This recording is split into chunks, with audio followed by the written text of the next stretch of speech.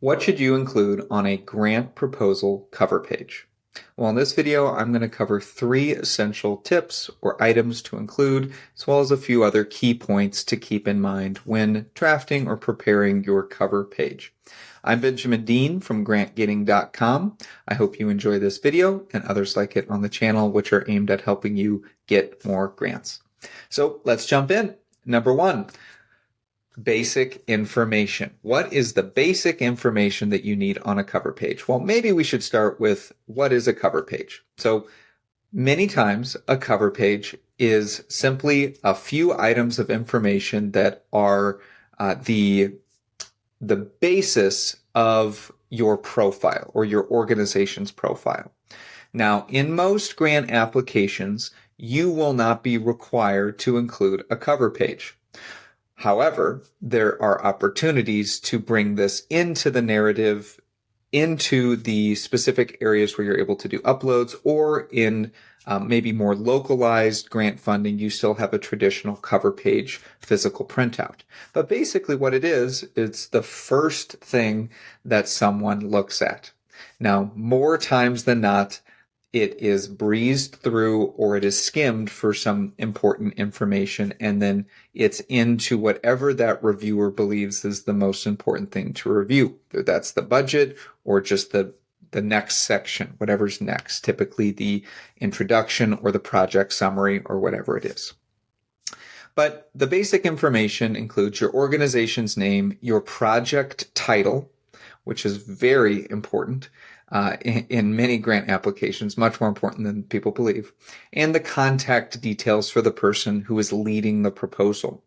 This information is essential because it gives the grant reviewer a clear understanding of who you are and what it is that you are proposing very, very quickly. Make sure that the details are accurate and easy to find at a glance. It's a good idea if you have a company letterhead or organization letterhead. That should be part of this initial cover page if there's no other formatting restrictions, and of course your organization's logo. So you just want this to be professional. You want it to be skimmable. There may be other information that is required in, say, a federal grant, the other end of the spectrum, that needs to be included on the cover letter. But in many of those cases, those are templates that you have to follow anyway. So there's not a lot of leeway in there. Where there is leeway, that's the other 95+% of grant opportunities. And that's where you have an opportunity to do things differently or better or more professionally. Okay, so basic information. So again, just going back to, if you have a grant application that does not require anything printed, that's great. Many times in these applications, there is an opportunity to add additional documents. We'll have whole other videos about what additional documents can you add, because this is an incredible way to add value to your application, to get bonus points, to hit other points that you weren't able to fit within particular word count or character count limits, or to further a point. But in any case, whatever additional deliverables you decide to bring together, having a cover sheet or a cover letter, both can be the same thing, included in those documents is a great idea. So the cover page can be something that is a bit more narrative. That's great. It can be something that is a bit more bullet pointed. That's great too. In either case, you do want it to be skimmable. So if there's a place in an application that's more common right now where you just have to upload some additional documents, if there isn't a restriction or limited restrictions on what you can upload, this would be a great place to include a cover letter. The items that we're talking about here in the cover page can also be included in a cover letter, something that is mixed between bullet points, key things that they're going to need to skim for, as well as perhaps a letter from the executive director, from a board chair, or from the grant writer. Okay, so number 1, and some tips there. Number 2, of course, a proposal summary. So you'll want to include a brief summary of your proposal. This probably shouldn't be more than a few sentences long, a short paragraph, but it needs to pack a punch. The summary should include highlights of the core objectives of the project, who it is going to benefit, and the amount of money that you are seeking in order to fulfill those things. This is essentially your elevator pitch. Okay, there is no sense in being indirect. The reason you are doing all of this is to ask for money. Okay, so you are asking for money. There is no reason why you should not have a direct statement in your cover letter or cover page saying you are requesting this amount of money to do this thing for these people or for this group or for this environment. 1, 2, 3. I'm requesting $100,000 for this type of intervention for this type of person or this community. Okay, that's one sentence. Now you can break that up into a couple sentences. You can also then utilize your logic plan or logic planning mentality to craft other sentences within that project proposal summary paragraph. But that's the basis of it. You want to think of it as the elevator pitch, as you physically have this document in your hand and you're getting ready to submit it, and you get into an elevator, and it so happens that the person that you are submitting it to is also on that elevator. You cannot hand it to them and have them read it on the elevator. You have 20 seconds or 30 seconds to be able to say, oh, wow, I'm giving this to you. This is what this project is about. Okay? That mentality, that elevator pitch is important. And if you have, depending on the formatting of the application, if you have the opportunity to bring forth a cover letter cover page, it is likely that it will be read because it is less restrictive. It gives you the opportunity to speak a little bit more from your own personal experience, and they are typically read. Typically not first, again, depending on how the application is then provided to the grant reviewer, but they are typically reviewed. This quick snapshot of the proposal gives the reviewer a sense of the project's importance and its scope. Okay, so that's number 2. Number 3, and this is one that almost everybody doesn't know about or forgets, or whatever the case is, probably not forgets, doesn't think it's important, is not a step in most people's processes, and that is keywords. Okay, so the project proposal, again, you've got basic information, you've got a summary, you've got an introduction to yourself, you've got various other things that you can include on this brief one-page document. And whatever you decide to put into this document, you don't want to forget the project-specific keywords. So the keywords in some organizations will help categorize the application. Okay, they will help to determine which reviewers will review it. In many cases, it won't, but in some cases, there is an actual step of looking at the information, and that information informs the facilitator or the grant proposal coordinator where it goes. At an organization that I ran, we had over 800 judges. Okay, and so we had several drop-down menus of pre-selected industries or categories of types of proposals that we would receive. And that would dictate, in addition to a cursory overview review of that particular application, that dictated where it went.